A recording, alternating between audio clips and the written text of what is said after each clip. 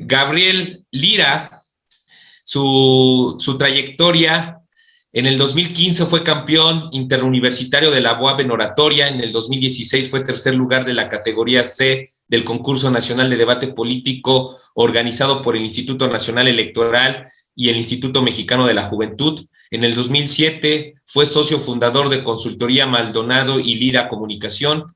En ese mismo año fue Premio Estatal de la Juventud con el Ateneo Nacional de la Juventud en el estado de Puebla, fundador del primer club de oratoria y debate de la Benemérita Universidad Autónoma de Puebla, consejero universitario, alumno de la Facultad de Derecho y Ciencias Sociales. En el 2018 fue campeón nacional de debate político de la categoría C, donde 2 años anteriores había sido tercer lugar, después logró el primer lugar. En el 2018, subcampeón nacional del concurso de oratoria Francisco Zarco, organizado por el Honorable Congreso del Estado de Durango, Premio Estatal de la Juventud en el Estado de Veracruz por trayectoria en oratoria y debate, premio por obtener el mejor alegato de apertura, mejor control de detención y mejor interrogatorio en el 5º concurso nacional de juicios orales y audiencias preliminares organizado por California Western School of Law y la Academia Interamericana de Derechos Humanos. En el 2019, campeón nacional interuniversitario de oratoria y debate en el concurso 25N, Acción y la Palabra, organizado por la Universidad Autónoma de Querétaro, abogado postulante en corporativo jurídico JAD. En el 2021, certificado como consultor de Tecnopolítica con mención en generación de votos en Latinoamérica por la Escuela de Gobierno y Estrategia de Respaldo Goberna Analytics.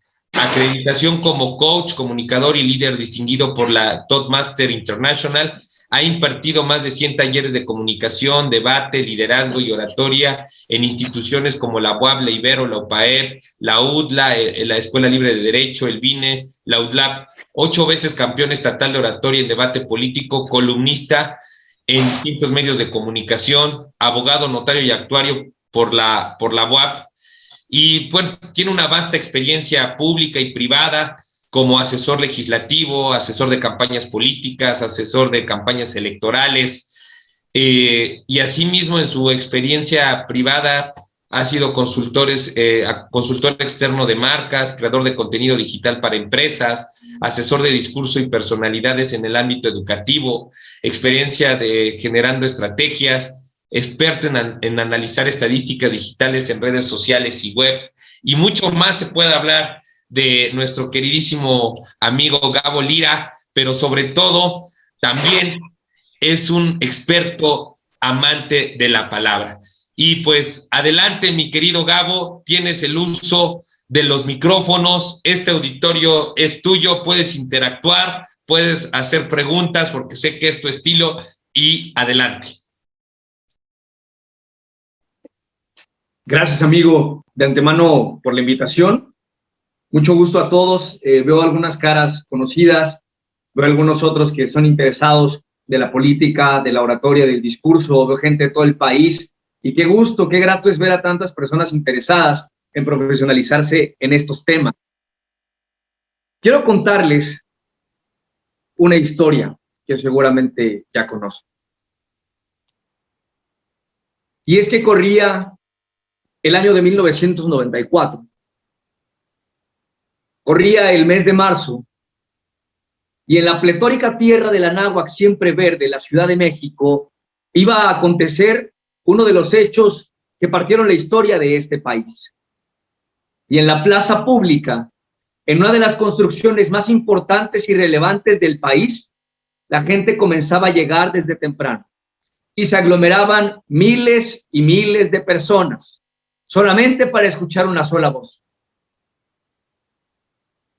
En el Monumento a la Revolución, a principios de marzo, un hombre que siempre vestía de corbata y traje esperaba ya desde su camioneta. Cuando veía a miles de personas, empezaba ya y quería dar el mejor discurso que en su vida pudo haber dado. Con el bigote que le caracterizaba, con el tono de voz que le caracterizaba, frente al mejor escenario que pudo haber imaginado o esperado, llegó un hombre que tuvo por amante a la palabra y por esposa a quien ustedes ya se imaginan. Y entonces Luis Donaldo Colosio pronunció el pletórico discurso en el Monumento a la Revolución, en el cual él mencionó una frase que todos ustedes conocen, y es que veía a un México con hambre y con sed de justicia. Esto que acabo de contarles es una historia, y ese es el discurso político que hoy se busca en el siglo XXI. El discurso que dio Luis Donaldo, si bien es cierto, es muy bueno, es digno de analizarse, y quiero decirles que muchos asesores por muchos días y por muchas semanas prepararon, y que incluso el mismo Luis Donaldo ensayó por muchas veces, y pueden buscar el video en internet. Quiero contarles que el discurso ha sufrido una transformación. Y esto que acabo yo de hacer, al contarles una historia, es distinto a solamente citar. Luis Donaldo Colosio dio un discurso en el Monumento a la Revolución en el año de 1994. Es decir, el discurso del siglo XXI y a lo que hoy voy, digamos, a enfocarme más, es a enseñarles a contar historias. Quiero en primera instancia platicarles a todos ustedes que comunicar es diferente a informar. ¿Y por qué lo digo así? Porque la mayoría de las personas que están interesadas en la política o en la vida pública, cuando plantean el escenario de dar un discurso, solamente piensan en lo que ellos creen que deben decir y jamás se ponen a pensar en lo que la gente espera que ellos digan. Además de que es muy importante aclarar lo siguiente: los mensajes acartonados, cuadrados, sumamente retóricos y con excesos de algarabías en el mensaje o en el discurso o en las palabras han quedado atrás. Hoy se persigue la simplicidad, y es que lo más difícil es precisamente llegar a lo más simple, y a veces lo más complejo es precisamente alcanzar la simplicidad. Por ello hoy voy a hablarles de aspectos muy generales. Cualquier duda que tengan, como bien dice Miguel, pueden interrumpirme. Yo no vengo a dar un soliloquio, yo no vengo a nada más contarles lo que he aprendido o los tips que ustedes pueden utilizar. Cualquier duda que tengan conforme lo que yo vaya diciendo, me pueden interrumpir. Voy a compartirles pantalla para que estas diapositivas pues, les puedan servir un poco de referencia. Miguel, no sé si me puedes habilitar, porfa, es que estoy en mi celular yo hablando, pero voy a poner en la computadora las diapositivas. Correcto, amigo, dame unos segundos, porque veía dos liras conectados. Ya veo. Bueno, es mi gemelo, amigo, es mi gemelo. Sí, es lo que veo.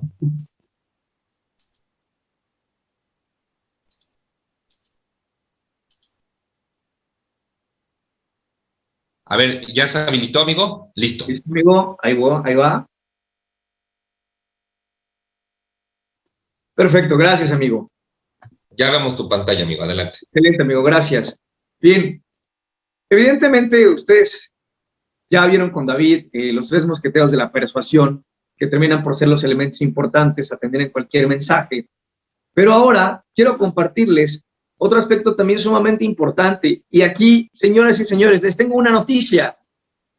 Percepción es realidad. Grábense esta regla de la comunicación para cualquier discurso que ustedes den o para cualquier campaña que ustedes emprendan. Percepción es realidad. ¿Y a qué me refiero con esto? A que, dijera el dicho de manera vulgar, una mentira dicha 1000 veces se puede convertir en realidad. Percepción es realidad, ¿por qué?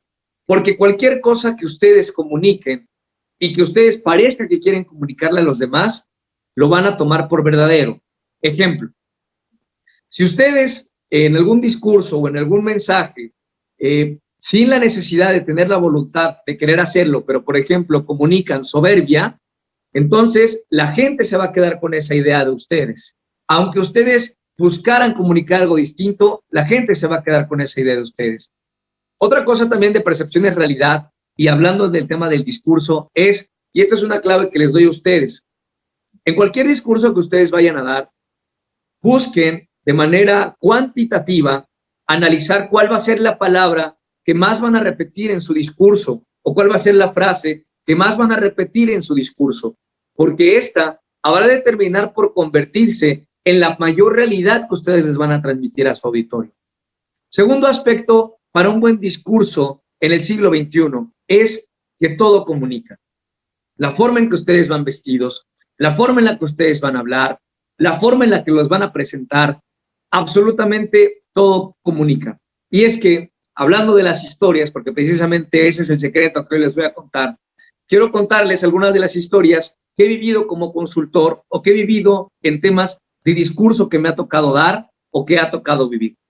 Por ejemplo, tocó en alguna ocasión una candidata de la sierra de algún estado de este país, que la candidata físicamente tenía todas las características que no tenía el distrito al que buscaba representar. Ella buscaba ser diputada federal. Ella, las características físicas que tenía en cuanto al color de su piel, el color de su cabello, la tonalidad de sus ojos, no correspondían a el tipo de personas que representaba en su distrito.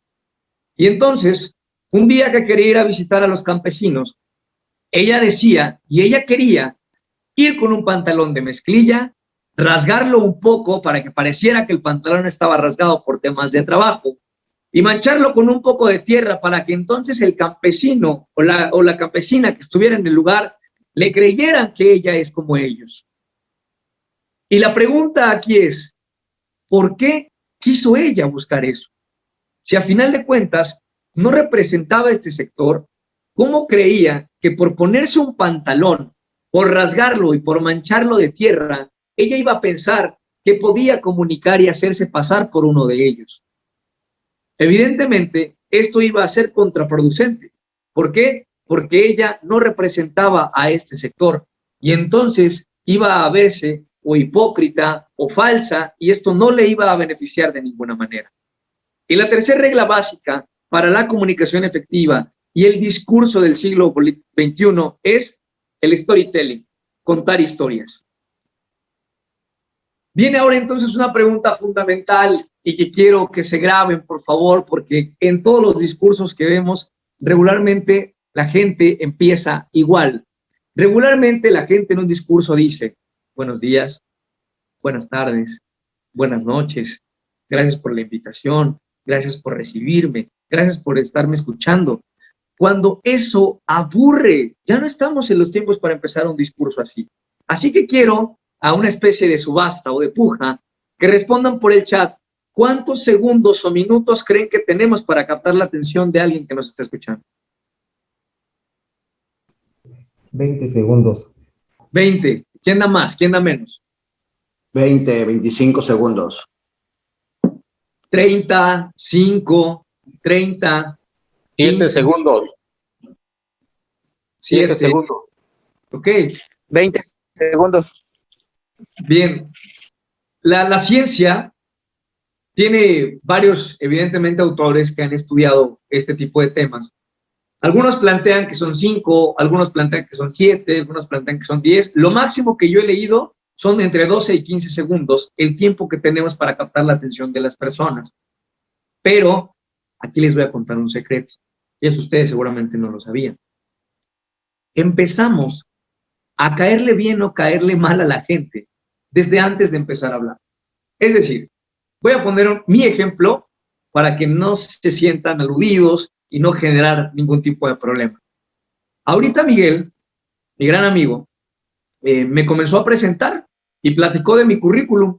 Y desde el momento en el que él platicó de mi currículum, si ustedes pusieron atención, habrán advertido, por ejemplo, que soy abogado. Y entonces quizás si hay alguien a quien le cae mal los abogados o tiene una mala percepción de ellos, ya pude yo representarle a esta persona un rechazo. Por el contrario, si alguien que es abogado y se identifica, por ejemplo, con temas de materia penal o de juicios orales, puede decir, él comparte la profesión que yo tengo. O si alguien que puso atención y dijo, bueno, es de la UAP, entonces desde el momento en el que dicen, estudió en la universidad que yo estudié, puedo empezar a generar aceptación con ustedes, o al revés, pudiera empezar a generar un rechazo porque difiero de la escuela en la que ustedes estudiaron. En el momento en el que ustedes me ven y ven que traigo puestos unos lentes, y ven cómo me peino, y ven el color del saco, y ven la playera que traigo puesta, desde ese momento yo ya les estoy comunicando y yo ya puedo empezar a generar rechazo o aceptación de su parte. Y lo mismo con ustedes. Yo de varios de ustedes ya vi cómo están sentados, si traen audífonos, si no traen audífonos, si tienen foto de perfil o no tienen foto de perfil, si en su nombre de Zoom tienen emojis o no tienen emojis. Y eso ya es comunicación. Eso ya está generando que de mi parte o los observe o ponga atención o piense algo sobre ustedes. Por ejemplo, veo ahí a un gran amigo que conocí hace años que se llama Nicolás Jiménez, a quien le mando un saludo, que conocí en Toastmasters Internacional. Dudo que se acuerde de mí porque lo conocí cuando yo era muy pequeño. Pero exacto, alguien comenta, o seguramente ya se durmieron. Claro que sí, desde el momento en el que alguien observa, por ejemplo, yo veo que tienen prendida su cámara, veo que están tomando notas, o veo que no están tomando notas, pero están poniendo atención, o de plano tienen apagada la cámara y tienen apagado el micrófono. Yo no sé si se están durmiendo, yo no sé si están en el baño y dijeron, bueno, pues lo pongo aquí mientras él habla, yo nada más quiero mi constancia de participación. Cualquier cosa comunica, ¿vale? Cualquier cosa comunica. Y entonces, respondiendo a esta pregunta, miren, exacto, todo lo que comunican aquí, todos los abogados son corruptos por las malas experiencias. Ese tipo de cosas, que por supuesto esa es una afirmación de conclusión anticipada y de generalización, pero no me voy a detener a hablar de debate o de temas de lógica o de falacias, ya está comunicando. Y entonces, en este momento, yo lo que quiero decirles es que tienen poco tiempo, y aquí les va el secreto que les quería contar. Desde el momento en el que nosotros vemos a una persona, ya nuestro amigo Temix habrá de hablar de la neurooratoria y de las neurociencias, pero desde el momento en el que ustedes ven a alguien, ya nuestro cerebro está procesando sí o nos cae bien o nos cae mal. ¿Y a qué me refiero?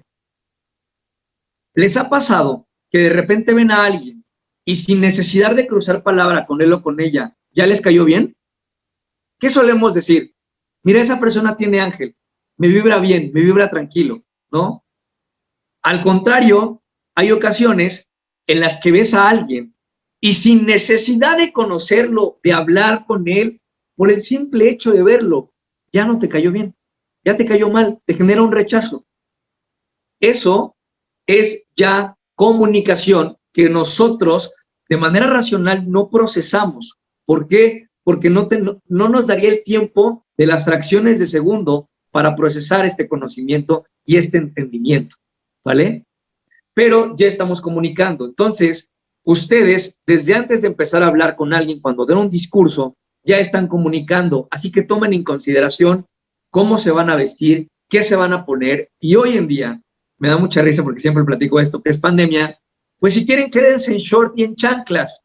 Igual y alguien no les va a decir ponte de pie para ver qué traes puesto, ¿verdad? Pero cuando menos cuiden mucho su figura de la cintura hacia arriba, porque ahorita vamos por completo en comunicación de temas en esta parte de nuestro cuerpo, ¿vale? Los primeros 3 segundos regularmente comunicamos con la forma en la que vamos vestidos. Y desde esos 3 primeros segundos ya o le caímos bien o le caímos mal a la persona. Los siguientes segundos serán los cuales, mediante la palabra, podemos captar la atención o no de las personas. ¿Por qué? Porque igual y no ya van a estar en su celular o van a estar físicamente viendo, pero van a estar oyendo, no escuchando. Y los últimos segundos ya serán entonces cuando te vas a ganar o la aceptación o el rechazo de lo que tú estás platicando, ¿vale? ¿Cuál es la moraleja de esto? Por favor, en sus discursos empiecen de manera diferente. Atrévanse a ser disruptivos. Eviten caer en la zona de confort y en lo que todos hablan o como todos comienzan. Mando saludos a quienes nos están viendo desde Guerrero. No se preocupen, son ejemplos de las fotos de perfil porque comunican, aunque ustedes dan las explicaciones, también se vale, ¿no? De repente tener la cámara apagada, pero sí estar poniendo atención. También mando saludos a Metepec, no sé si sea, hay varios Metepecs, no sé desde cuándo nos estén escuchando, pero saludos a Metepec. Estado de México, amigo. Sí, es que hay varios, saludos. A Tehuacán, también San Salvador el Seco, el resto de municipios, perfecto. Hasta aquí vamos bien. Entonces, por favor, aprendan y atrévanse a ser disruptivos y empezar diferente. Ahora bien, Entremos un poquito en materia. Cualquier discurso, damas y caballeros, debe tener un proceso creativo. Y aquí les voy a contar una historia que la verdad es que me encanta contar. Fíjense bien, porque la verdad es que fue muy valioso para mí. Yo soy consultor y en una ocasión, con un posible cliente, pues yo estaba como que en el proceso de prueba, como Netflix, ¿no? O sea, de que estaba a punto de que me dijeran, tus 30 días se han acabado, ¿no? Y entonces me dicen que escribiera un discurso para jóvenes emprendedores, porque iba a haber una capacitación en un auditorio con 5,000 personas. Escribo el discurso, llego al auditorio. Se apagó tu micrófono, amigo. Cuando llego al auditorio, estaba la persona que iba a dar el discurso frente a 5,000 jóvenes y me dice, a ver, Gabriel, cuéntame del discurso. Le explico, a ver, la entrada es este exordio, luego va a saludar a este y esta persona, luego usted va a generar un status quo en el que va a hablar de cuántos jóvenes hay, a qué se dedican, las condiciones económicas y así. Le desglosé el discurso cuando el auditorio ya estaba lleno y el maestro de ceremonias estaba por presentarlo. Y entonces me dice de repente, oye, Gabriel, pues si dices que eres muy bueno y escribes muy bien los discursos, pues ¿por qué no pasas tú a dar el discurso? Así podemos ver si podemos seguir trabajando juntos. Y le dije, pero el discurso está escrito para usted, para una persona de su edad, con sus características profesionales, con sus características políticas, no para un joven como yo. Y me dijo, tú lo conoces bien, pasa y da el discurso. ¿Y qué creen que me tocó hacer? Evidentemente pasar y dar el discurso. Y entonces cuando entro al auditorio y veo las 5,000 personas, dije, no necesito leerlo porque yo mismo lo escribí. ¿Y por qué les estoy contando esto? Porque yo ajusté el mensaje que yo había escrito a decirlo yo y ya no él, y además a las características que yo estaba observando. Por eso es que ahorita les voy a dar los pasos fundamentales para el proceso creativo de un discurso en el siglo XXI. No se trata de escribir un discurso por escribirlo, porque también sucede que únicamente dices, bueno, voy a escribir un discurso, ¿qué son? Son jóvenes. Perfecto, voy a escribir un discurso a los jóvenes. O reciclas discursos, o le pones ahí en YouTube, discurso para jóvenes del PRI. Y entonces agarras y ahí copypasteas y listo. O le pones discursos importantes, históricos de las mujeres. Y agarras un discurso y lo llevas. No, señores. Debemos estudiar y debemos, en primer momento, establecer los objetivos que vamos a buscar con nuestro discurso en este siglo XXI, ¿vale? Y para ello, ¿qué debemos saber? ¿A quiénes vamos a hablarles? Es muy distinto hablar a jóvenes de 18 años, a jóvenes de 25 años, a jóvenes de 29 años. Es distinto hablarle a jóvenes de zonas urbanas, a jóvenes de zonas rurales. Es distinto hablarles a jóvenes del sureste del país, a hablarle a jóvenes del norte del país. Es distinto hablarle a jóvenes universitarios que a jóvenes que no son universitarios. Y todo ello debemos nosotros prepararlos, porque en política, ustedes deben saber, y en el discurso, no hay casualidades. Debemos ir lo más preparados posibles. Enseguida, para hacer un buen discurso, debemos llevar a cabo análisis e investigación. ¿A qué me refiero con esto? A que debemos entender todo el contexto a donde vamos a estar, en dónde es, a qué hora es, qué costumbres tienen, a qué se dedican, cómo van a ir vestidos, cómo va a estar el clima, va a haber una comida antes o no va a haber una comida antes, va a haber agua o no va a haber agua, va a ser por Zoom o va a ser presencial, voy a tener micrófono de mano o voy a tener micrófono de pedestal o no voy a tener micrófono. ¿Me explicó?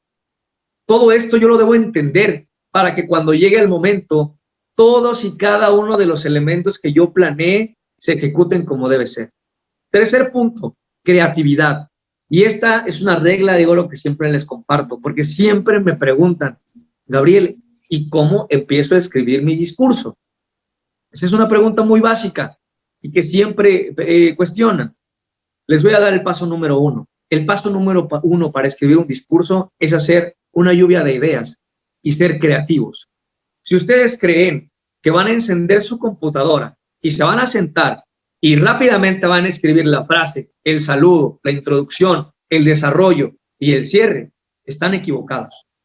El proceso creativo para la elaboración de un discurso, regularmente yo sugiero una hoja en blanco y según el método de aprendizaje que ustedes tengan, pues lo ejecuten. Habemos quienes somos tal vez más visuales, sabemos quienes somos más auditivos, sabemos quienes somos más kinestésicos.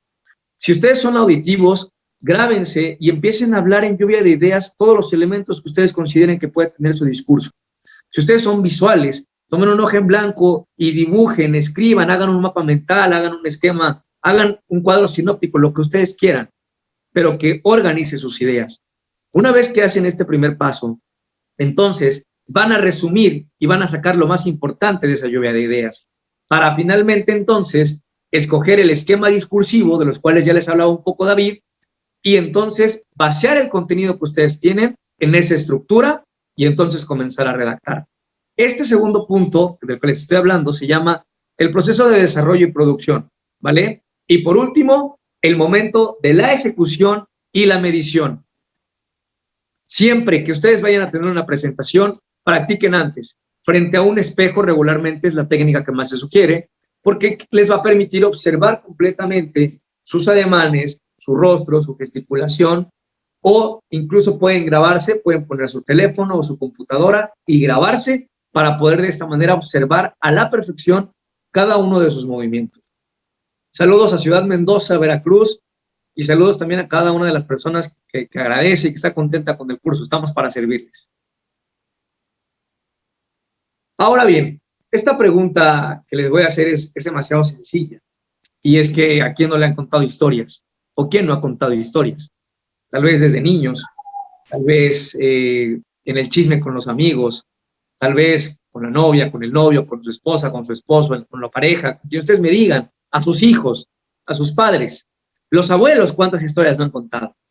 Regularmente, lo que ven en pantalla es la estructura muy general de cualquier historia, ¿vale? Es decir, el principio, el nudo y el desenlace, que vendría a ser algo similar a lo que David le llamó el esquema cronológico del discurso. ¿Por qué? Porque cuento el pasado, cuento dónde estoy ahora y cuento a dónde voy a ir, ¿vale? Pero voy a elevar un poquito el nivel de dificultad. Voy a empezar ya a meterme en materia. Fíjense bien este mapa que les estoy compartiendo. Si quieren tomarle captura, tómenle captura. Si quieren tomarle foto, tómenle foto. Si quieren preguntarme, pregúntenme. Para construir entonces el discurso eficaz del siglo XXI, ustedes, a donde vayan, cuenten una historia. Y quiero hacer una aclaración. Muchos candidatos o muchos servidores públicos me han dicho muchas veces, Gabriel, ¿pero cómo voy a contar una historia si voy a estar con los presidentes municipales de mi distrito? Gabriel, ¿cómo voy a contar una historia si es mi toma de protesta como presidente municipal? O Gabriel, ¿cómo voy a contar, por ejemplo, algunos diputados federales o locales, ya sea en Congreso local o en la Cámara? Me dicen, Gabriel, ¿cómo voy a contar una historia si estoy en el pleno, estoy en sesión? Tengo que ser más formal. Error. Lo formal no significa que no puedas contar una historia. Dijeran por ahí, lo cortés no quita lo valiente. ¿A qué me refiero? A que la historia en sí misma es la llave para poder entrar y abrir la puerta de la retención y el entendimiento de cualquier persona que nos va a ver. Pueden contar una historia de lo que quieran, de educación, de salud, de política, de deporte, de economía, de trabajo, de empleo, de lo que ustedes me digan. Siempre hay historias que contar. Pueden ser propias o pueden ser de un tercero o puede que se las hayan contado. Les quiero poner un ejemplo. Ahorita en los Juegos Olímpicos sucedieron muchos hechos que literalmente serán históricos, ¿no? Y cada una de estas historias ustedes las pueden ajustar para contarlas y llevarlas a un fin o a una moraleja, ¿vale? ¿A qué me refiero con esto? La historia que ustedes cuenten no tiene forzosamente que tener que ver con el mensaje que ustedes van a dar. Claro, no pueden contar una historia del deporte y ustedes de repente hablar de economía, ¿no? Porque no tendría mucho que ver, ¿vale? Así que hoy les voy a compartir los 4 elementos más importantes que ustedes deben de hacer para construir una buena historia y esta historia convertirla en su discurso político. Primero, ¿cuál va a ser el mensaje? Tienen que responder preguntas básicas como las que ven en pantalla. ¿Quién? ¿Qué? ¿Dónde? ¿Cuándo? ¿Por qué? ¿Y cómo? ¿Vale? Y entonces, piensen en cuando eran pequeños. Piensen cuando eran niños. Y piensen, por ejemplo, cómo creían desde los Reyes Magos, hasta tal vez cómo soñaron con ser astronautas, doctoras, arquitectas, abogadas, contadoras, deportistas, futbolistas, basquetbolistas. Imaginen qué soñaban e imaginen los detalles que ustedes pensaban de esta historia. ¿Dónde se imaginaban que lo iban a lograr? ¿En cuánto tiempo lo iban a lograr? ¿Cómo lo iban a lograr? Y sobre todo, ¿por qué querían lograrlo? Segundo aspecto importante, no hay historia si no hay problema, si no hay conflicto. Y este conflicto nos va a llevar a generar un plan. Tercer elemento, los personajes. Siempre, y aquí voy a hacer una pregunta. ¿Alguien ha escuchado de el maniqueísmo o el discurso maniqueo? ¿Alguna vez alguien lo ha escuchado?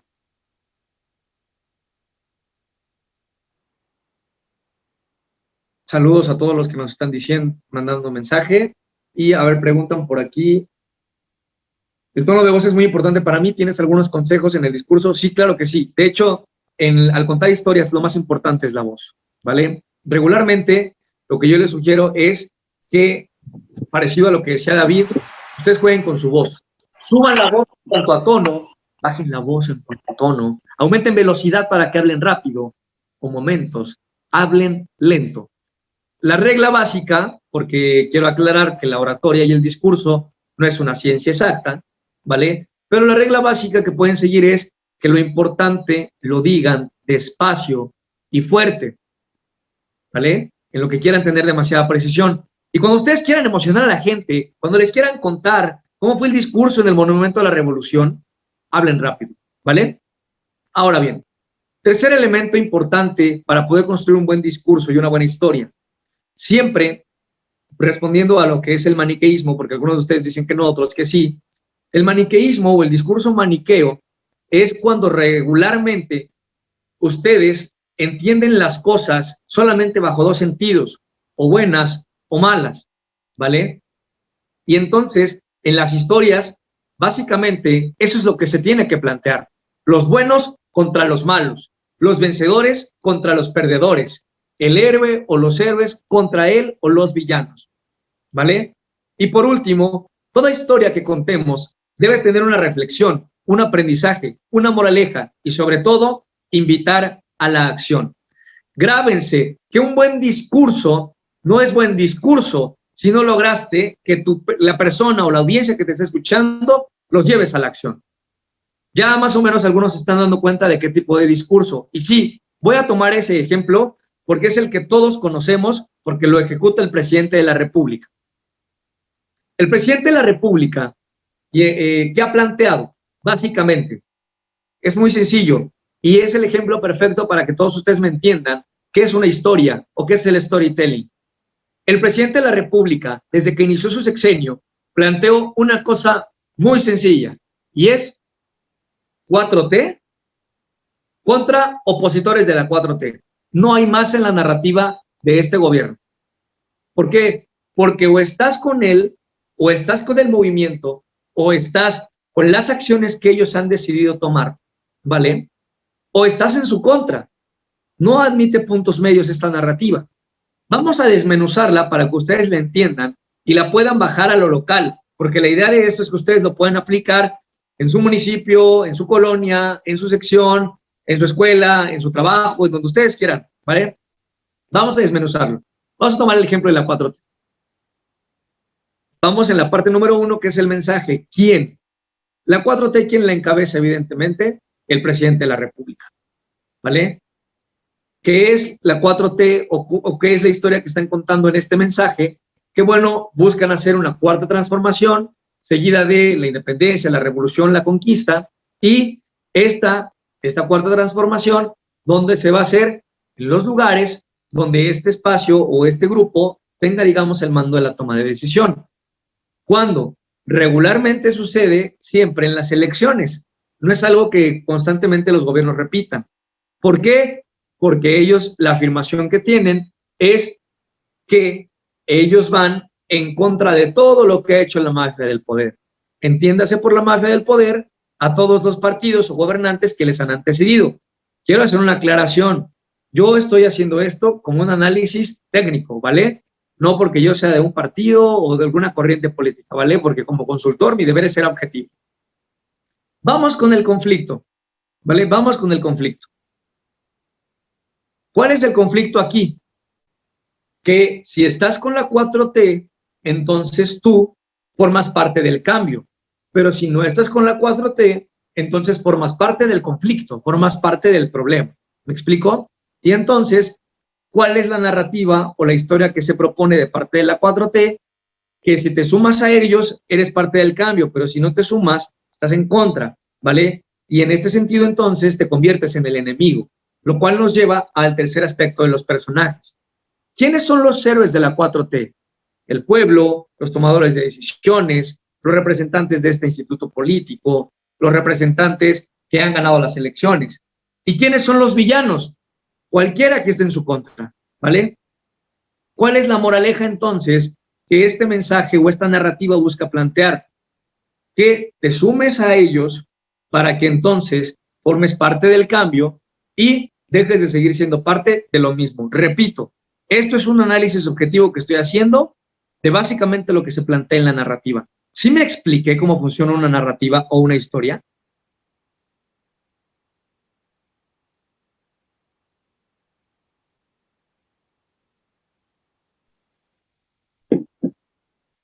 ¿Sí me escuchan, chicos? Aquí ya están contestando. Creo que falló un poquito mi internet. Ok, muy bien. Vamos bien. Ponen que sí. Todo excelente también. Perfecto, sí, bien.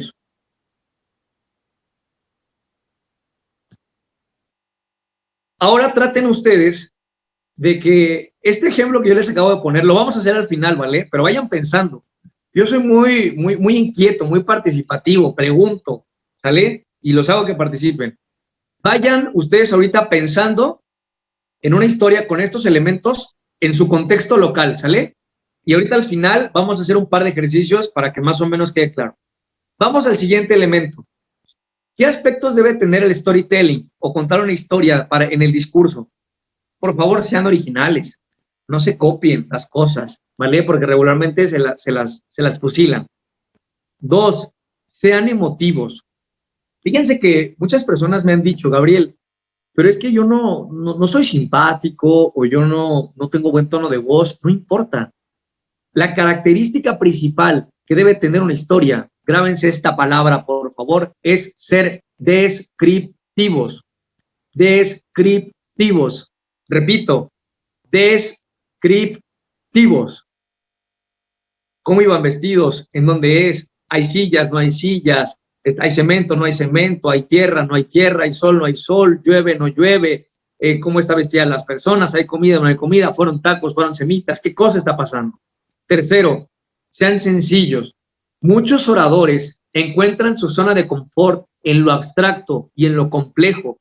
Y hoy en día el mejor orador es el que más sencillo se comunica.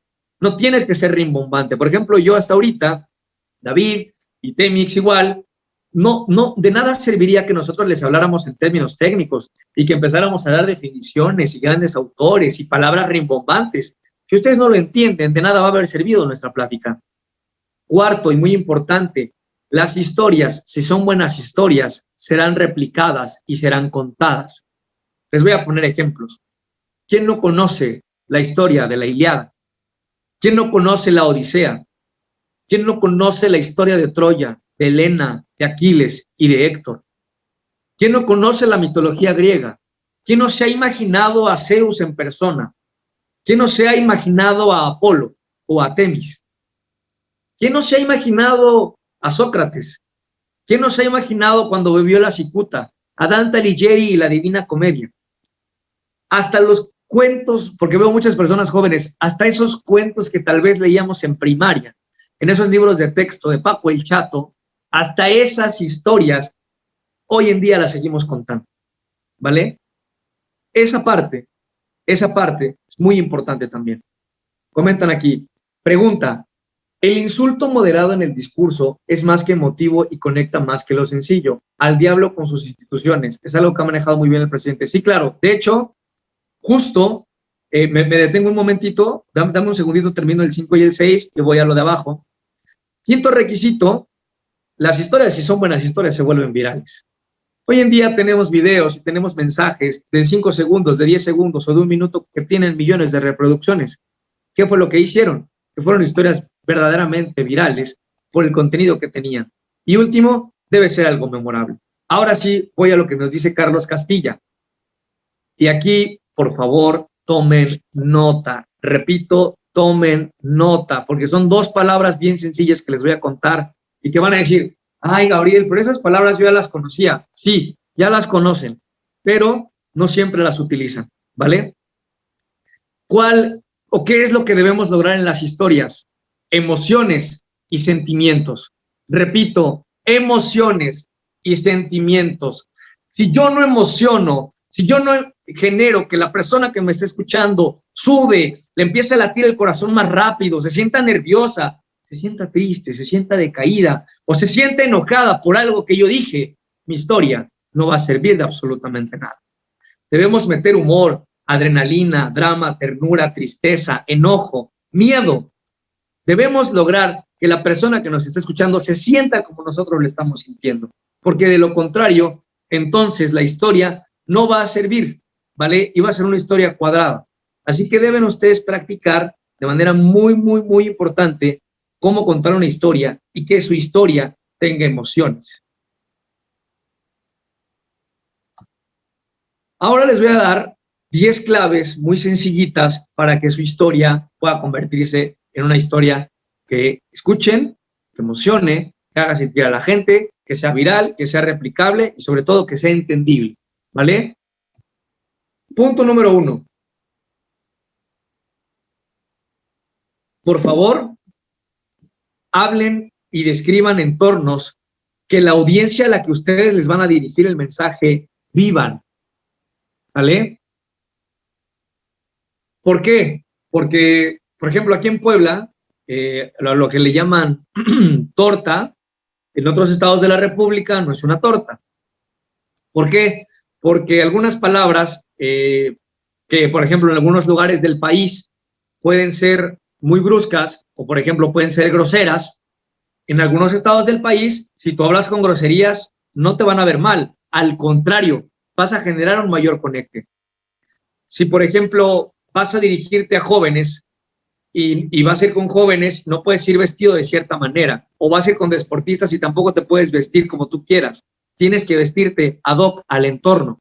Y entonces, de preferencia, describan entornos del lugar a donde van a dar el mensaje. Voy a poner ejemplos. Nosotros como consultores, la mayoría de las veces, ustedes no sé si son consultores o si son políticos o si simple y sencillamente les gusta la política y les gusta aprender de estos temas, regularmente ustedes deben investigar a dónde van a ir y si no conocen el lugar, deben entonces preguntarle a alguien de ahí cómo funciona la situación. Les quiero poner un ejemplo. En Tlaxcala, no sé si hay alguien de aquí de Tlaxcala, aparte de Temix, que es el siguiente ponente. Tlaxcala tiene a nivel nacional una situación muy, muy, muy característica en cuanto a su organización política. Yo les preguntaría a ustedes, de los municipios donde son o de los estados donde son, ¿cómo se organizan geográficamente y electoralmente las cosas? Es un estado, es un municipio y el municipio tiene colonias. Ajá. Y en algún lugar hay juntas auxiliares. En Tlaxcala, por ejemplo, hay algo que le llaman secciones. Y no me refiero a una sección electoral que la 3312 o la 1518. Me refiero a que su organización en su ciudadanía así es. Entonces, imagínense que va alguien y dice que recorrió las colonias, cuando en Tlaxcala, en algunos municipios, no usan la palabra colonia, porque la palabra colonia y la colonia como tal per se no existe. Existen las secciones. Entonces, si yo voy, como Juan Escutia, y me aviento, y no conozco el contexto. Anuncio en Facebook. ¿De qué? ¿Puedo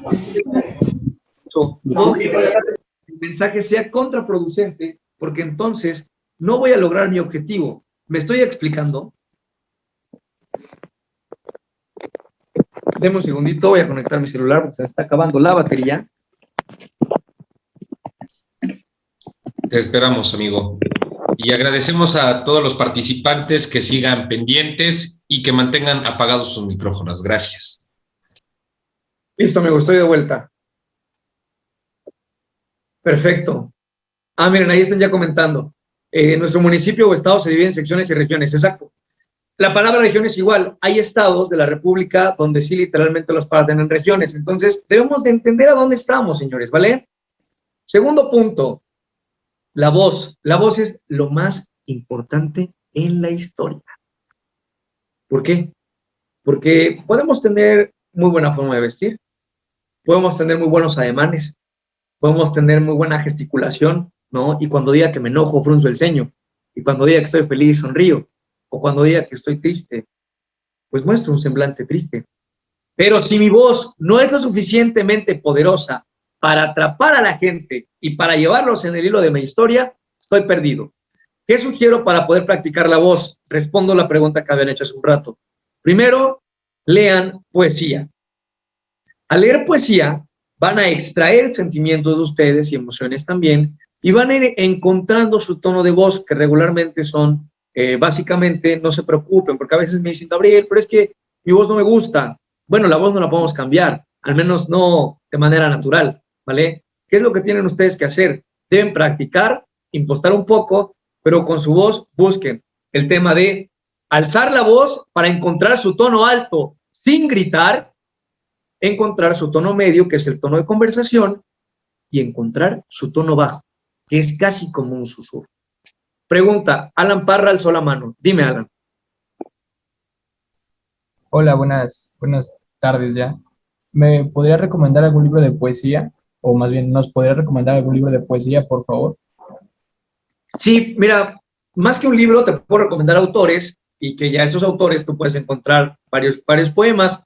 Yo siempre soy un tipo con mucho arraigo nacional, muy patriota, así que te puedo sugerir algunos mexicanos. Te recomiendo a Amado Nervo, por ejemplo. Hay un poema muy bueno de él, que es el poema, hay varios poemas buenos de él, por ejemplo, el poema En Paz. Te puedo recomendar a Pablo Neruda también. Bueno, no precisamente mexicanos, me voy a ir a más. A ver, te puedo recomendar a Pablo Neruda, te puedo recomendar a Jaime Sabines, el chiapaneco. Si a alguien le gusta el amor, y si le gusta la historia, y si le gusta allí el desamor también, casi todos sus poemas son así. Te puedo recomendar a Octavio Paz, a Rosario Castellanos, a Elena Garro, también tiene algunas piezas por ahí. También puede ser María Enriqueta Camarillo, otra poeta también. Lean los que ustedes quieran. Pueden hablar también, por ejemplo, de Mario Benedetti. Cualquier poeta que tú quieras leer, arráncate y practícalos, ¿vale? Juan de Dios Pesa, muy bueno, sí, la verdad es que el que tú quieras te puede servir, ¿vale? ¿Alguien más, alguna otra pregunta de este tema de la voz? Porque alzaron la mano, pero ya no alcancé a ver el nombre. Fue quien intervino, amigo. Adelante, Cristian Merino también. Adelante, Cristian. Gracias, buenas tardes. Yo nada más como sugerencia para la persona que preguntaba del libro. Bueno, yo estudié Ciencias de la Comunicación. Hay un libro muy bueno que nos recomiendan en base a poesía que se llama Azul, de Rubén Darío, de la editorial Porrúa. Ese es muy bueno para ir modulando la voz. Sí, es bueno el de Rubén Darío. Realmente les digo, es más que nada su estilo, ¿no? Si les gustan los que son más amorosos, si les gustan los que hablan más de la patria, realmente lo dejo a su consideración, pero cualquier libro de poesía es muy bueno, ¿vale? Bien, sigo. Los ademanes. ¿Cómo van a practicar sus ademanes? Esto es un tema vital. Ya David les dio la regla de la línea imaginaria que tenemos en el cuerpo, pero yo lo que les sugiero es que se paren frente a un espejo y practiquen, porque aparte no todos los ademanes son para todas las personas. Todos tenemos diferente tipo de cuerpo. Algunos somos más delgados, otros no tanto, algunos somos más altos, algunos no tanto, algunos somos, por ejemplo, de un cierto tono en nuestra voz o de personalidad. Por ejemplo, ademanes que comunican fuerza, que pueden ser, por ejemplo, el puño, no a todas las personas les quedan, porque su propia personalidad no es compatible no porque haya un recetario o un formulario, sino porque al momento de decirlo, ni ellos mismos se lo creen. ¿Me explico? Ejemplo, si yo soy alguien muy tranquilo, no soy tan apasionado, soy muy relajado, ni modo que diga, es que hoy debemos ir con mucha fuerza, porque pues no me van a creer nada de lo que les estoy diciendo. En cambio, si mi perfil es un poco distinto, puedo decir, vamos a ir con fuerza, ¿vale? Ahora, otro aspecto es estimular la participación. ¿Qué estoy buscando yo hacer hoy? A mí me gusta que participen, que escriban, que me pregunten, que me cuestionen. ¿Por qué? Porque entre mayor grado de interacción exista entre el emisor y el receptor del mensaje, es mayor probable que tengas efectividad en tu mensaje, ¿vale? Y entonces debes estimular la participación, debes generar que ellos se imaginen la respuesta. ¿Cuáles son los consejos que yo les doy o cuál es el principal que les doy en las historias? Que en las historias lancen preguntas, pero que no precisamente se las respondan en voz alta, sino que ellos las piensen. Ejemplo, hoy quiero preguntarles a todos ustedes, ¿qué soñaron cuando eran pequeños que querían estudiar? ¿Quién de ustedes quiso ser astronauta e ir a la luna? ¿Quién de ustedes quiso ser futbolista, pero tal vez se rompió la rodilla? ¿Quién de ustedes quiso ser bailarina? ¿Quién de ustedes quiso ser arquitecta y construir una maravilla del mundo? Cuando yo hago estas preguntas, en ustedes, en su cerebro, empiezan a procesar las respuestas. Y eso genera que yo los tenga o que el orador tenga más al pendiente a la persona que está hablando, ¿vale? Luego, destacar valores y virtudes. Porque, regresando un poquito a la diapositiva anterior, las historias deben de enaltecer lo bueno y quejarse de lo malo. Así que en la medida que ustedes lo hagan, les va a funcionar. Deben usar elementos multimedia regularmente, sí, es un consejo que yo doy, sobre todo cuando estamos en línea. Varía mucho el auditorio y el mensaje que vayan a dar, pero pueden usar diapositivas, pueden usar un objeto, pueden usar música, lo que ustedes quieran usar es bienvenido, pero sin caer en el exceso. También deben generar identidad. El tema de generar identidad a veces les cuesta mucho a las personas, pero esto grábenselo, así como van 3, 4 veces que les digo, anótenlo, subrayenlo, pónganlo en negritas. Este también es muy importante y es de las más importantes. Amigos y amigas que me escuchan, generen identidad con los que los están escuchando. ¿Por qué? Porque entonces ustedes ya llevan muchos puntos a favor. A donde quiera que vayan, busquen un elemento que a ustedes les haga que ese grupo se sienta que ustedes son igual que ellos.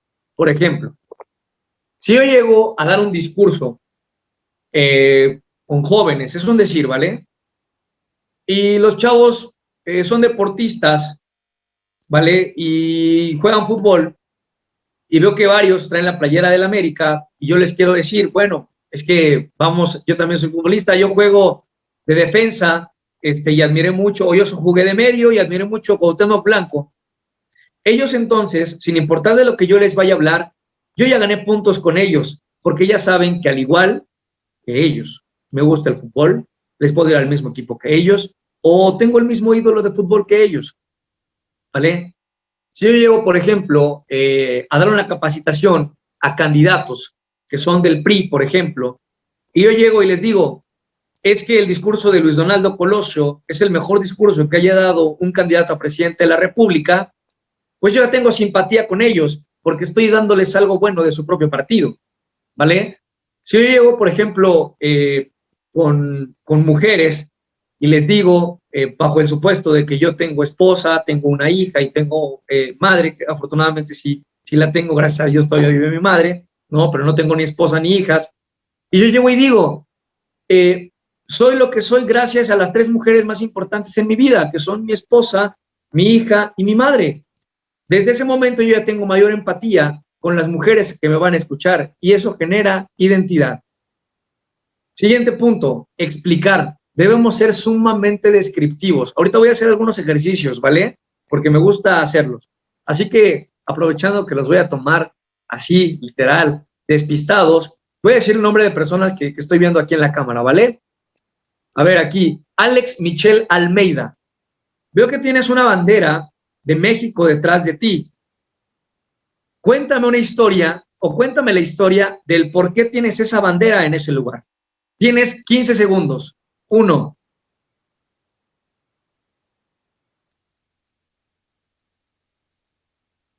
¿No te escuchamos, Alex? Adelante, amigo. Todos pueden activar su micrófono hasta que sean autorizados por el ponente, por favor.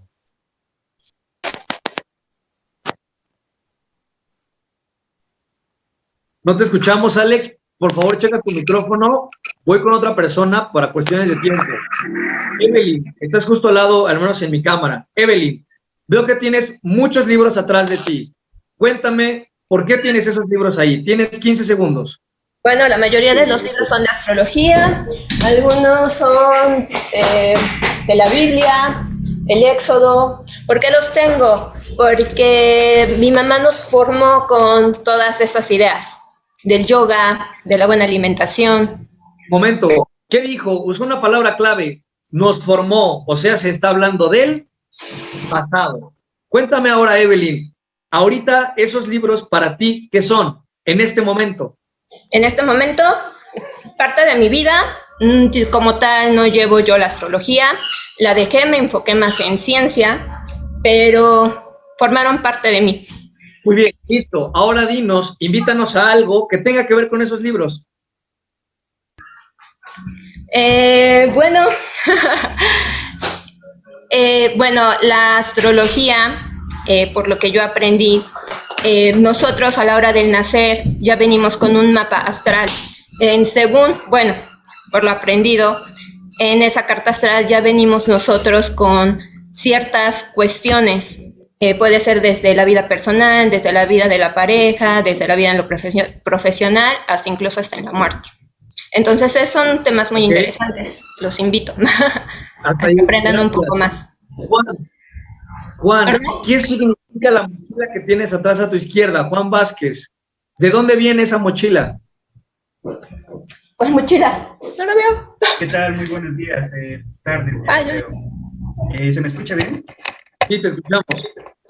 Claro, la mochila es porque, pues, la ocupaba para la escuela cuando eran clases presenciales y actualmente está colgada. Ok, sé más descriptivo. ¿Qué dice? ¿Cuánto pesa? ¿Está grande? ¿Por qué es negra? ¿Dónde la compraste? ¿Cuántas cosas no cargaste en esa mochila? ¿Te pesaba mucho? ¿Ibas en el camión? ¿Ibas en la bici? ¿Cómo ibas a la escuela? ¿Qué tal? Pues actualmente, pues, yo soy ingeniero en computación y también estudio ciencias políticas. Esa mochila me ayudaba bastante porque tiene un portalaptop y ahí metía todos mis instrumentos de la escuela. Se podría decir que es una mochila relativamente grande porque la ocupaba para meter todos mis libros, computadora y todo. Bien, gracias. Traten de ser más descriptivos y por eso me gusta hacer estos asaltos mentales, porque de eso se trata. O sea, tenemos que contar con lujo de detalle cómo sucedió. Voy a permitirme tomar el ejemplo de tu mochila, Juan, porque me recordó a una que tuve también. Imagínense que dicen, hace 10 años iba caminando por el parque de esta ciudad y de repente vi a un niño que llevaba una mochila negra padrísima de marca Adidas. Sin embargo, yo pensé que por la marca era muy cara y que mis padres no iban a poder comprármela. Así que desde ese momento, cuando yo llevaba el uniforme de mi primaria, que era un pantalón azul con una camisa blanca y zapatos negros, yo desde ese momento pensé que yo iba en algún momento de mi vida a comprarme esa mochila.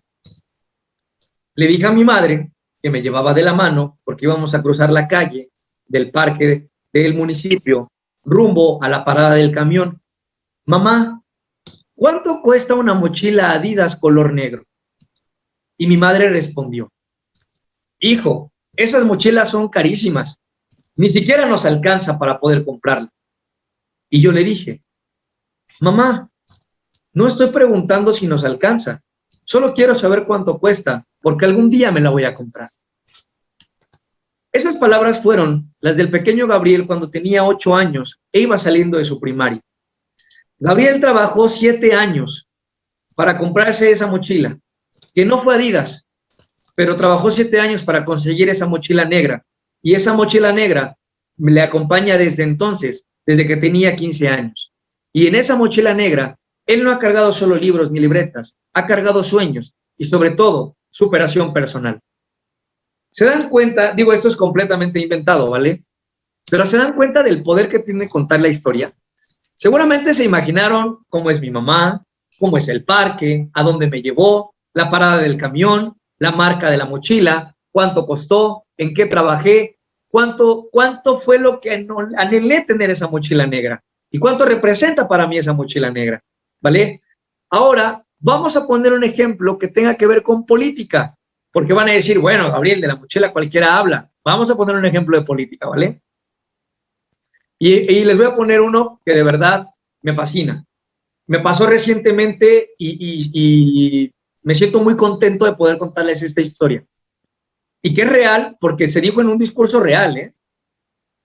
Un presidente municipal actual con quien ganamos la elección es representante de la comunidad indígena, porque él es indígena, él es maestro indígena y da clases en una escuela indígena.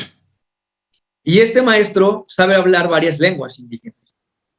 Y entonces, él en su discurso de campaña me contó algo, porque cuando nos entrevistamos le dije, cuéntame alguna historia de su vida que lo haya marcado. Y él me dijo que cuando él era niño le decían el pies descalzos. Incluso me lo dijo en su lengua madre. Me dijo, a mí me decían el pies descalzos. No recuerdo ahorita la pronunciación exacta, ¿vale?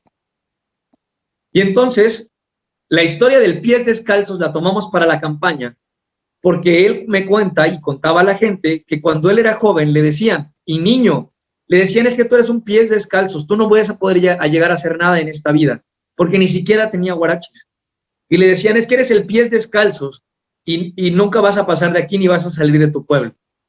Y hoy ese pies descalzos, me da gusto decirles, hoy ese pies descalzos, hoy es presidente municipal de uno de los municipios más importantes del estado.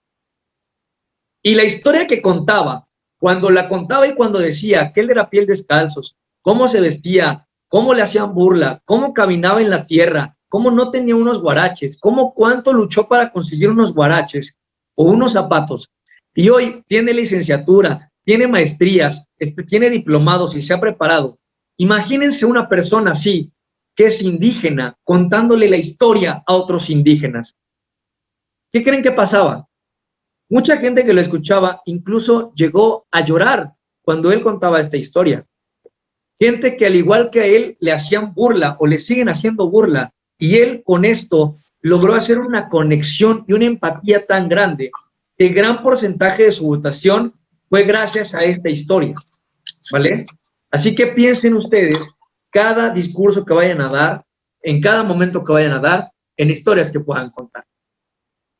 Para terminar, quiero decirles, porque ya me queda poco tiempo, porque precisamente las historias nos llevan mucho tiempo, que el consejo que yo les doy es que ustedes construyan una narrativa de ustedes mismos. Este es un consejo de vida que yo les quiero dar, porque este les va a servir a ustedes. Creen su propia historia, creen su propia narrativa, de dónde vienen, en dónde están, a dónde quieren llegar, cuánto les ha costado a dónde están. Si yo les preguntara, díganme 10 palabras que para ustedes signifiquen lo más importante en su vida, no me las respondan, respóndalas para ustedes. Si yo les digo, díganme los 3 valores más importantes que tienen ustedes en su vida, con todos estos elementos, ustedes pueden construir su propia narrativa.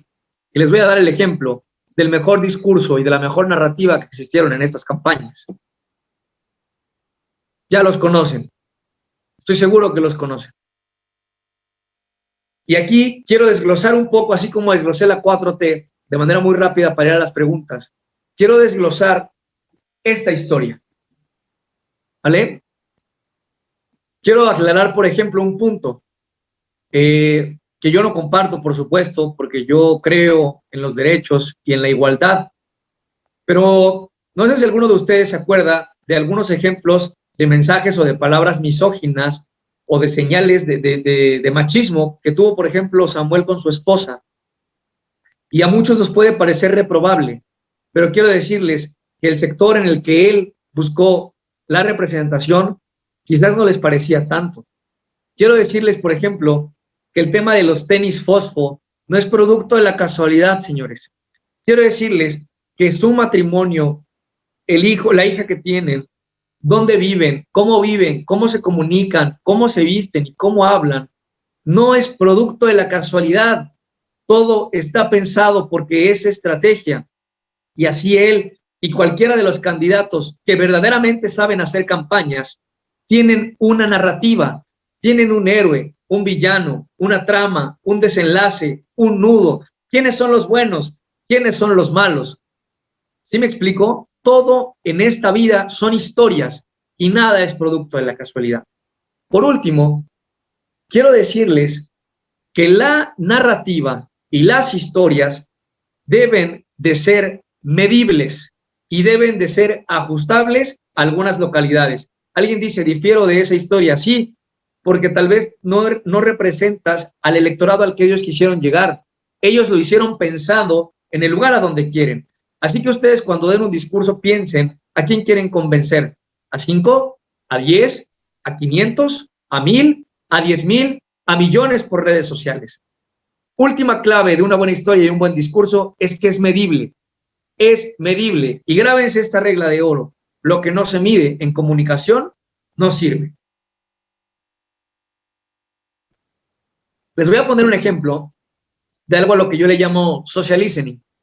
Y es para que ustedes vean los números que pueden alcanzar con las narrativas y que comunican. Por ejemplo, en la Cámara de Diputados, solo por ponerles un ejemplo, de su página de Facebook, tiene un alcance pues bastante alto. Vean los números aquí. Pero no me voy a detener en la Cámara de Diputados. Quiero que vean esto. Fíjense bien. Ojo con lo que les voy a explicar. En los últimos 28 días, en la página de la Cámara de Diputados, ¿cuáles han sido las publicaciones o los mensajes que más interacciones han tenido? Lo lamento mucho porque es una persona perteneciente a este partido político. Y de verdad, mis respetos como legislador para René Juárez Cisneros, descanse en paz. Vean del lado izquierdo cómo lo que más interacción tuvo fue cuando falleció este diputado, el homenaje luctuoso que se le hizo en la Cámara. ¿Por qué? Porque eso genera emociones y sentimientos en la gente. ¿Vale?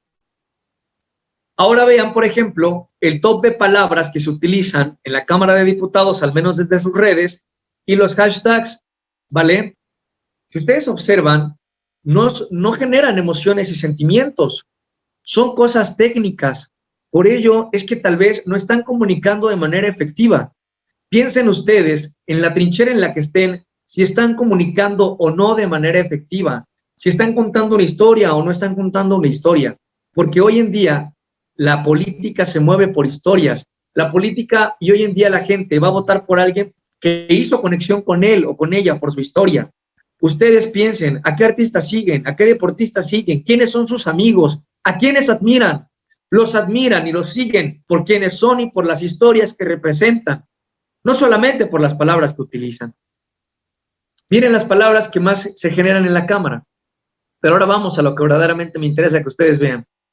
Analicé para presentarles lo que tiene que ver con las tres principales fuerzas en la Cámara de Diputados: Morena, PAN y PRI. Fíjense en Morena cómo en un análisis de la narrativa que ellos cuentan en redes sociales, la palabra que más se destaca es Cuarta Transformación y 4T, porque repito, no es producto de la casualidad, es una estrategia que se plantea para que todo caiga hacia ese proceso, ¿vale? Vean ahora, por ejemplo, el PAN, cómo dentro de las principales palabras que aparecen en un análisis con un programa que se hace, cómo aparece, por ejemplo, Guanajuato y Querétaro, cuando ustedes perfectamente saben por qué están Guanajuato y Querétaro ahí. Vayamos ahora, por ejemplo, al PRI, ¿vale? Y cómo el tema tan coyuntural, que incluso el partido subió a las tendencias, que fue el tema de la consulta popular, ¿vale? Resumen o conclusión. Hablen lo más sencillo que puedan. Hablen, pero emocionen a la gente, que sientan, que tengan ira, que tengan enojo, que tengan felicidad, cualquier emoción que ustedes quieran comunicar, comuníquenla, ¿vale?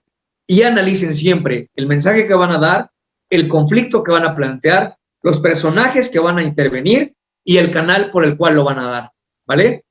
Ahora sí, amigo, hasta aquí mi participación. Espero haber sido lo suficientemente descriptivo. Me encantan estas pláticas. Gracias por la invitación. Escucho preguntas, escucho comentarios o tips o lo que quieran. Estoy para servirles.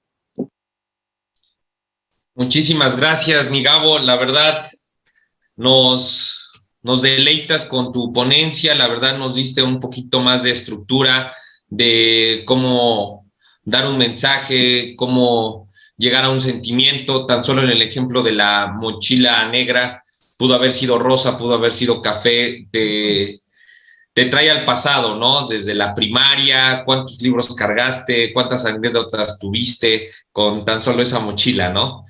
Y hasta a veces cargar la mochila de la niña que te gusta, por ejemplo, ¿no? O sea, eso puede generar hasta a lo mejor un sentimiento. Si gustas, dejamos compartir pantalla para poder ver a los demás. Agradecemos a los que puedan y tengan uso de su cámara para poder hacer unas preguntas. Ya hay varias manos levantadas. Voy a ir en el orden con las que se levantaron. Primero vi que Ayan Parra o Alan Parra, adelante con tu pregunta, amigo. Bueno, gracias, muchas gracias. Yo tengo una pregunta en lo referente al análisis de redes. Yo conozco alguna herramienta para hacer análisis de redes en Twitter, pero la herramienta que usted mostraba análisis de redes en Facebook. ¿Me podría compartir el nombre de esa herramienta, por favor? Sí, hay muchas para hacer el mapeo, se llama social listening. Hay muchas, te puedo sugerir 3, que te sirven para Facebook, para Twitter y para Instagram. Cualquier red te sirve. La primera se llama Mention Map, así se llama la aplicación. Puedes generar el algoritmo de manera gratuita por ciertos servicios o puedes pagar porque te den un servicio más completo. La segunda se llama Karma, que es una buena herramienta también para social listening. Y la tercera se llama, déjame acordarme. Te estoy diciendo las que sé que sí sirven, porque hay muchas, pero no todas sirven. Déjame acordarme. Se llama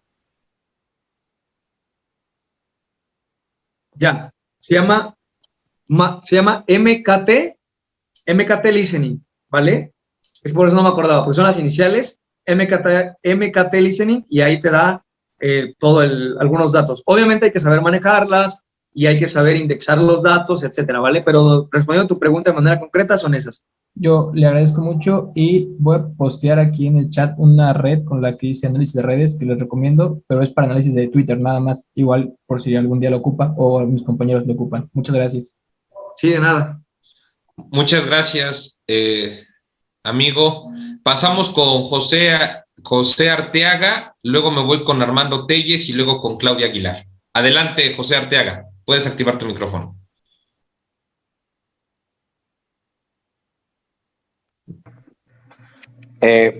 Buenas tardes, saludos desde Venezuela. Interesantísima ponencia. Me parece importante 2 cosas que dijo y que me gustaría extender, aunque sea un poco. Uno es el acompañamiento de la narrativa con el lenguaje no verbal, y el otro, que él dijo que efectivamente el tono de voz y la velocidad, y también creo que entre líneas dijo, y las pausas, ¿no?, que generan también expectativas y que no se consideran como parte de esto que llamamos la técnica narrativa, ¿no? Sí, bien. Primero, para responder la pregunta, quiero mostrarles algo. También tengo mi mochila negra. Regularmente, lo que se tiene que hacer en el tono de las pausas, hay una frase muy poderosa, y es que el silencio habla y la ausencia habla. O sea, aunque yo me ponga, vamos a todo el tema del lenguaje corporal y me voy a poner de pie, el estar así, o el estar sin hacer nada, o haciendo nada, porque está mal dicho sin hacer nada, eso ya es algo, ¿me explico? Eso ya comunica. Entonces, deben de tener toda la actitud de la historia que van a contar, ¿vale? Punto 1. Y punto 2, en cuanto a la voz, hay un ejercicio que yo les recomiendo mucho, aparte de leer poesía. Pueden, por ejemplo, también practicar con trabalenguas, y un ejercicio que me encanta y que les sugiero mucho. ¿Han visto esas imágenes que son virales que te dicen, léelo de arriba hacia abajo? Y luego te dicen, ahora léelo de abajo hacia arriba. Y cambia completamente el sentido. Lo mismo ustedes. Tomen un libro de cualquier poesía o de cualquier cosa que quieran leer y léanlo con cierto énfasis. Y luego cámbienlo. Les voy a poner un ejemplo. Miren, aquí tengo un libro muy bueno, les recomiendo. Es de la Cumbre Mundial de Comunicación Política. Entonces, por ejemplo, les voy a leer cualquier oración. Miren. Fíjense bien.